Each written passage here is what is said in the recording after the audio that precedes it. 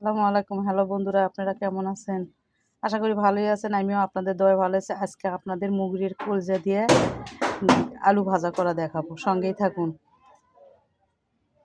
এই তো তেল দিয়ে দিলাম, তেজপাতা, এই তো পেঁয়াজ দিয়ে দিলাম।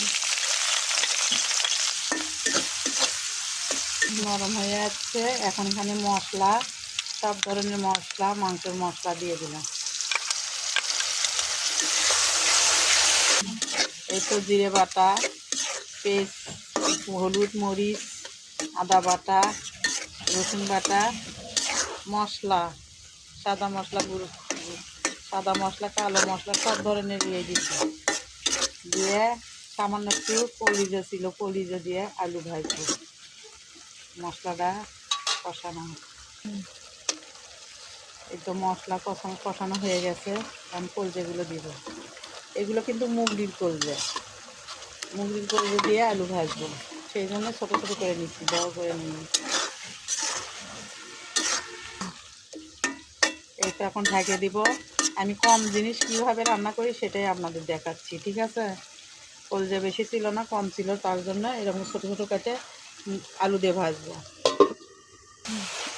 এই তো আমার কলিজা কষানো হচ্ছে। অল্প জিনিসের যেভাবে রান্না, আমরা মানুষও অল্প অল্প করে রান্নাও করি।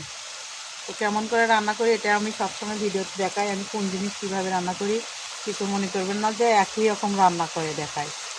আসলে আমি কীভাবে রান্না করি এই জিনিসটা দেখাই আপনাদের, যে আমি কীভাবে খাই। সবার রান্না তো একরকম হয় না। এই তো কষানি হয়ে গেছে। এখন আমি এর মধ্যে আলু ঢেলে দিব। এগুলো কিন্তু হল্যান্ডার আলু।